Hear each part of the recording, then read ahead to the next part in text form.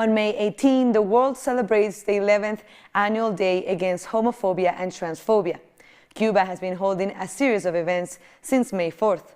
For the second year in a row, there are calls to end homophobia and transphobia in schools. Our correspondent in Havana, Laura Prada, tells us more.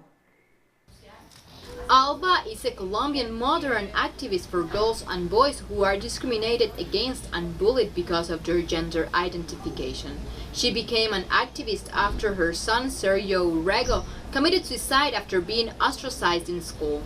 She believes schools should teach respect for others without labels. Creating an educational environment free from discrimination and safe for our children is very important for me. Today, we can see many statistics that show that many of our children take the decision to commit suicide.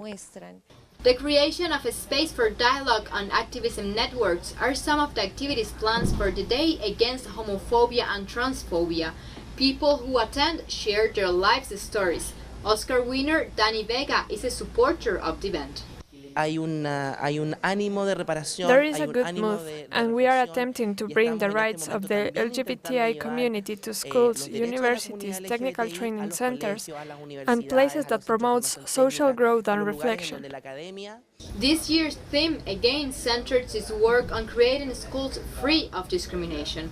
For 30 years, the National Center for Sexual Education, CENESEX, have been promoting work on topics like gender education and inclusivity, child abuse, therapy, and sexual orientation. One of the most interesting things of CENESEX's work has been precisely the changes inside their own institution since the 1980s. Of course, handling these changes at a time where national and international issues related to sexual education were not open to debate. So there has been a change from a more scientific point of view to respect gender, identity, and human rights.